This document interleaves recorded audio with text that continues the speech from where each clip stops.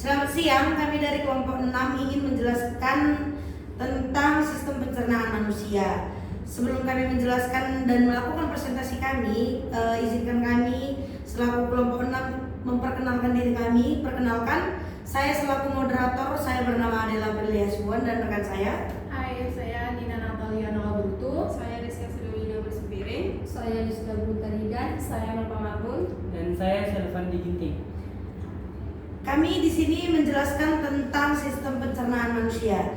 Sistem pencernaan manusia itu terbagi menjadi beberapa bagian, diantaranya yang pertama mulut, yang kedua kerongkongan, yang ketiga ada hati, yang keempat empedu, yang kelima lambung, yang keenam usus halus, yang ketujuh usus besar, dan yang terakhir atau yang ke-8 ada rektum. Bagian-bagian dari sistem pencernaan manusia ini akan kami jelaskan melalui rekan-rekan kami. Yang pertama, sistem pencernaan manusia yaitu mulut, akan dijelaskan oleh rekan kami Selvan Diginting. Seperti yang kita ketahui, pada sistem pencernaan manusia itu ada mulut. Mulut itu bisa dikatakan sebagai tempat mengunyah suatu makanan. Ada enzim yang terdapat di dalam mulut untuk membantu melakukan proses atau pemecahan suatu makanan di dalam suatu mulut. Terima kasih. Selanjutnya, sistem pencernaan manusia yang kedua yaitu ada kerongkongan. Kerongkongan juga masih dijelaskan oleh rekan kami Selvan Diginting. Seperti yang kita ketahui, dari tahap awal makanan dikelola dari mulut, lalu disalurkan melalui kerongkongan hingga menuju lambung, sehingga terjadi suatu produksi makanan yang telah kita makan. Terima kasih kepada rekan kami Selvan Diginting. Selanjutnya, poin ketiga atau sistem pencernaan manusia yang ketiga ada hati, yang akan dijelaskan oleh rekan kami Melpa Marbun. Pengertian hati. Hati adalah organ pada terbesar dalam tubuh manusia yang terletak di rongga perut bagian kanan atas, tepat di bawah diafragma. Hati memiliki warna merah kecoklatan dan beratnya sekitar 1,5 kg pada orang dewasa. Fungsi hati yaitu yang pertama, mendotoksifikasi. Mendotoksifikasi adalah zat beracun dalam darah seperti alkohol dan obat-obatan. Yang kedua itu menghasilkan empedu yang membantu mencerna lemak. Yang ketiga itu fungsinya menyimpan energi dalam bentuk glikogen serta vitamin dan mineral. Yang keempat itu mengatur kadar gula darah dengan mengubah glukosa menjadi glikogen dan sebaliknya. Yang kelima itu mengatur kadar kolesterol dan memproduksi protein penting untuk pembekuan darah seperti fibrinogen dan protein. Yang keenam itu menghancurkan sel darah merah tua dan menyaur ulang zat besi. Terima kasih. Selanjutnya ada sistem pencernaan manusia yaitu empedu. Empedu juga masih akan dijelaskan oleh rekan kami Melpa Marbun. Pengertian empedu. Empedu adalah cairan berwarna kehijauan kuning yang diproduksi oleh hati dan disimpan dalam kantong empedu. Ketika dibutuhkan, terutama setelah makan empedu dilepaskan ke usus halus. Fungsi empedu yaitu yang pertama membantu pencernaan lemak dengan cara mengemulsikan lemak menjadi partikel yang lebih kecil sehingga enzim lipase dapat bekerja lebih efektif. Yang kedua fungsinya itu membantu penyerapan vitamin yang larut dalam lemak seperti vitamin A, B, E, dan K. Yang ketiga itu fungsinya membuang limbah dari hati seperti bilirubin atau hasil pemecahan hemoglobin dan kolesterol berlebihan. Terima kasih untuk penjelasannya rekan kami. Selanjutnya, sistem pencernaan manusia terdapat lambung. Lambung akan dijelaskan oleh rekan kami Nina Brutu. Oke, selanjutnya saya akan menjelaskan tentang lambung. Pengertian lambung. Lambung adalah organ berongga berbentuk seperti kantong yang merupakan bagian dari sistem pencerna. Letaknya berada di antara kerongkongan atau esofagus dan usus halus. Lambung berfungsi sebagai tempat sementara untuk menyimpan, mencampur, dan mencerna makanan secara kimia dan mekanik. Fungsi lambung yang pertama, menyimpan makanan sementara.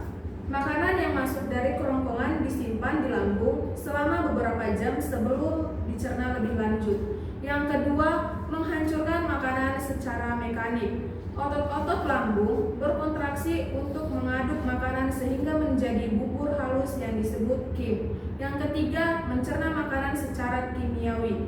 Lambung lambung atau HCI, dan enzim pepsin yang berfungsi memecah protein menjadi molekul lebih lanjut. Terima kasih kepada rekan kami Nina. Selanjutnya, sistem pencernaan manusia terdapat usus halus yang masih dijelaskan oleh rekan kami Nina Putu. Selanjutnya saya menjelaskan tentang usus halus. Pengertian usus halus.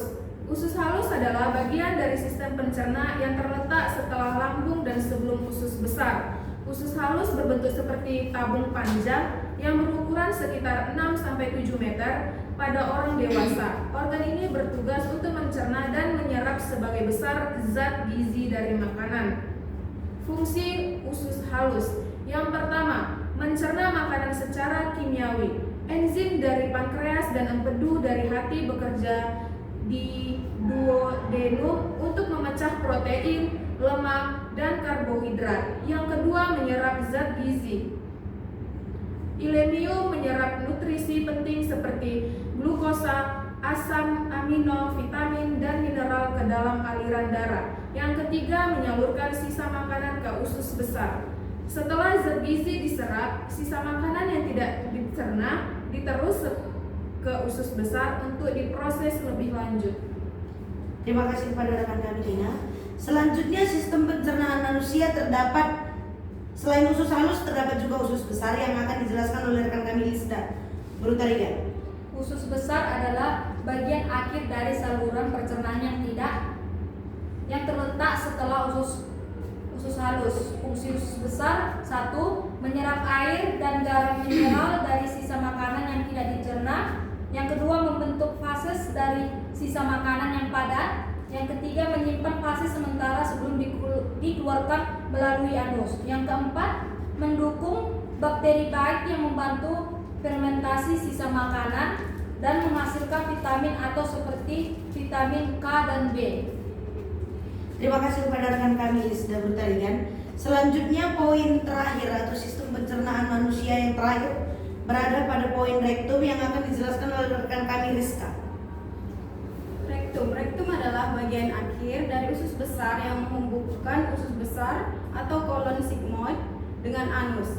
Rektum terletak di dalam rongga panggul dan berfungsi sebagai tempat sementara penyimpanan fases sebelum dikeluarkan dari tubuh melalui proses defekasi. Fungsi rektum yaitu ada beberapa. Yang pertama itu penyimpanan fases sementara. Rektum berfungsi menampung fases yang berasal dari usus besar sebelum dikeluarkan. Yang kedua itu mengirimkan sinyal ke otak. Ketika rektum mulai terisi, saraf di dindingnya mengirimkan sinyal ke otak yang menciptakan dorongan untuk buang air besar. Yang ketiga itu ada fungsinya mengontrol pengeluaran fases. Dengan bantuan otot, rektum berperan dalam mengontrol proses buang air besar. Dan yang terakhir itu ada bagian dari sistem ekspresi. Rektum adalah bagian penting dari sistem pencernaan dan ekspresi karena berperan dalam pembuangan zat sisa yang tidak dibutuhkan tubuh.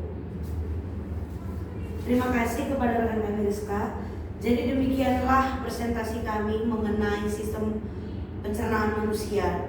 Dan setelah penjelasan yang sudah diuraikan oleh rekan-rekan kami, satu kelompok kami juga mendapatkan kesimpulan sebagai berikut.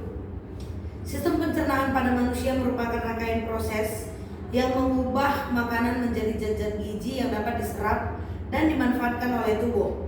Proses ini melibatkan pencernaan secara mekanik seperti pengunyahan dan gerakan peristaltik serta pencernaan kimiawi yang dibantu oleh enzim-enzim tertentu. Organ-organ utama yang terlibat dalam sistem ini antara lain mulut, kerongkongan, hati, empedu, lambung, usus halus, usus besar, dan juga rektum.